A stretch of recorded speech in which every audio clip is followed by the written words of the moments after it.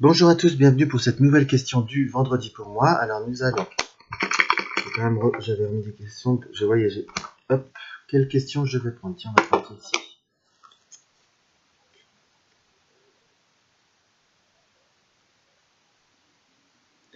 Transmission. Que peut-on transmettre du TDM et qu'est-ce qui ne se transmet pas, selon toi? Ce que l'on peut transmettre, ça va être une réponse qui va être assez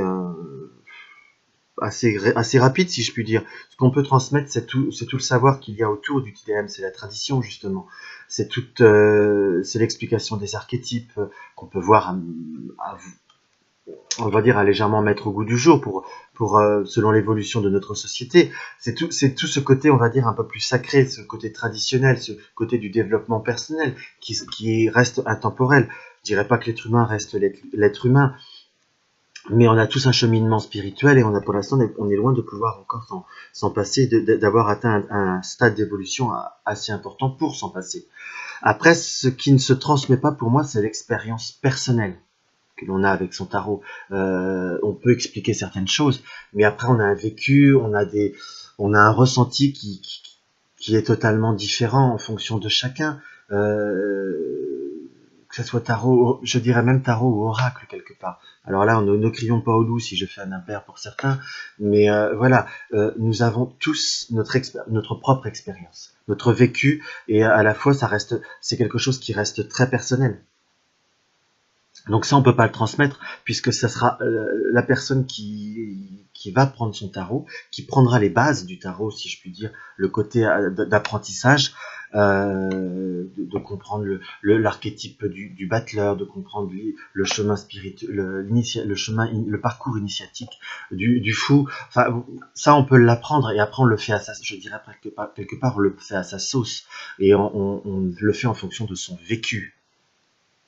Donc c'est surtout ça qui reste très très personnel et qu'on ne peut pas transmettre, parce que chaque personne est unique, et heureusement, et ce qui est vrai pour l'un ne sera pas forcément fondamentalement vrai pour l'autre. Donc c'est surtout ça qu'on ne peut pas transmettre. Donc voilà, question assez courte. Après, essayer de en trouver une autre, et on va aller voir celle-ci. Je crois que je l'ai déjà posée. Oui, comment se préparer à une consultation? Je l'avais pour retirer. Tiens, on va aller voir la dernière. Alors, le TDM entre investigation mentale ou pratique du tirage. Comment bien équilibrer son expérience? Ben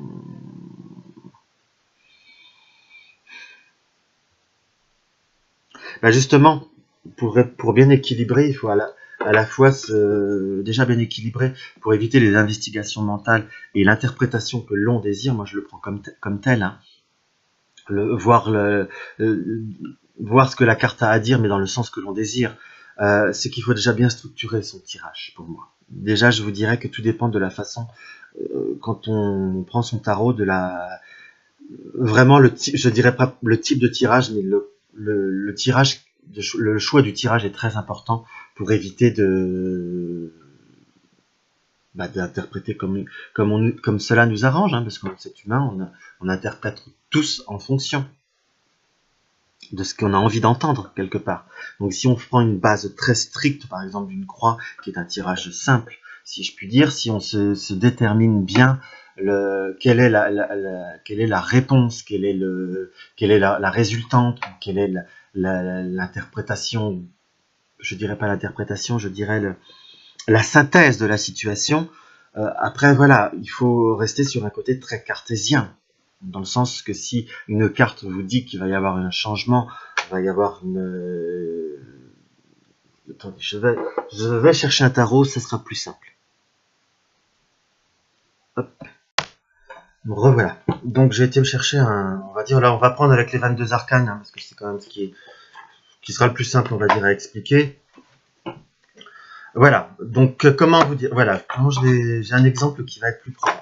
Je dis toujours que pour moi, après, c'est là qu'il faut savoir bien interpréter. Vous prenez la carte du monde, qui est une carte qui, pour moi, est toujours une très très belle carte. J'aime beaucoup avoir cette carte, mais tout dépend de comment je vais avoir cette carte et surtout où je vais avoir cette carte. J'en discutais il y a peu de temps avec une amie on a discuté sur la carte du monde que je disais que j'adorais beaucoup, mais c'est une carte par exemple que je n'aime pas avoir en début de tirage, pardon. Je préfère l'avoir en fin. Et c'est là que mon interprétation reste plus cartomantique quelque part, surtout quand je fais un tirage pour moi, ou si je l'ai en fin, ça voudra dire que j'ai une réalisation, j'ai quand même un équilibre, un aboutissement qui arrive. Pour moi, c'est une carte positive quand elle est en fin de tirage, pour la résultante, pour la concrétisation propre. Que si je l'ai en début, ça veut dire que je suis en fin, je pars d'une période qui n'a pas été si négative de ma vie pour un changement de vie. Je pars d'une situation où j'ai été au bout de la situation, que j'ai été dans un aboutissement, dans une réalisation. Voilà, c'est comme si, on va dire, un chef d'entreprise, je vais vous donner un exemple beaucoup plus concret, quelque part par rapport à cette carte, où j'ai eu une consultante qui a fait un grand changement de vie, qui a vendu son commerce, qui marche bien d'ailleurs, hein, et qui, pour faire vraiment un grand changement, si vous voulez, là j'ai coupé, on va dire le grand changement, on dit toujours que c'est quelque chose de positif.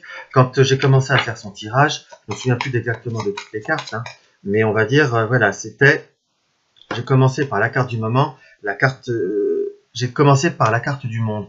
Donc, quelque part, pour moi, elle a quitté une situation qui était confortable, qui était une pleine réalisation, quelque part une pleine réussite, que son insatisfaction a fait que.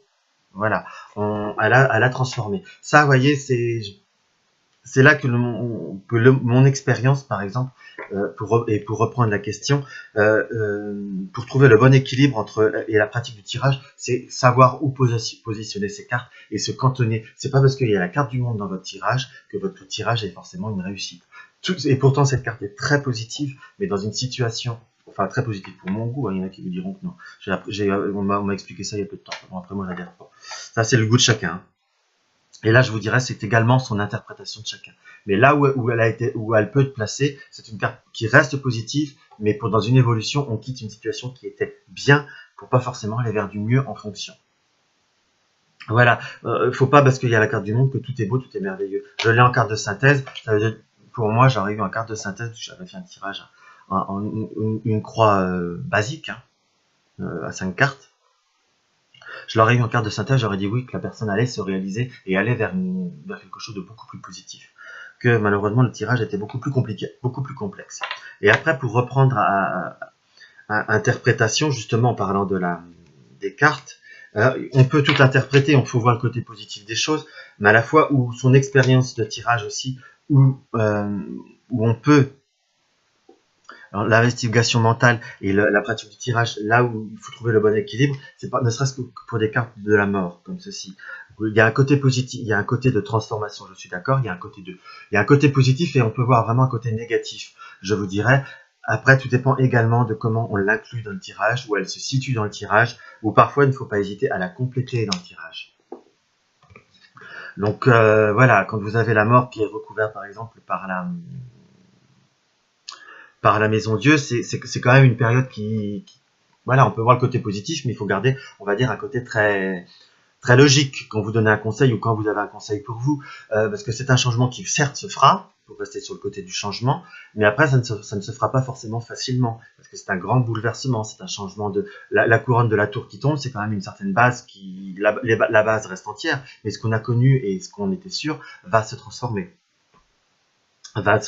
ou va être déstabilisé. Après, tout dépend encore, on peut voir à recompléter, mais enfin voilà, il faut éviter de vouloir toujours voir soit le côté que négatif ou le côté que positif d'une carte pour être très dans l'équilibre. Parfois, il vaut mieux se faire une convention de tirage avec où placer chaque carte pour avoir une situation. Cela vous permet de raison garder, si je puis dire, que ce soit pour vous ou pour les autres, je dirais presque parfois plus pour soi. On est encore moins objectif pour soi. Voilà pour moi où on doit garder cet équilibre, c'est se faire un bon protocole de tirage. Voilà, c'est une question qui reste assez courte. Et comme j'ai plus beaucoup de questions, je vais arrêter là pour cette semaine. Je vous souhaite une bonne semaine à tous et à la semaine prochaine.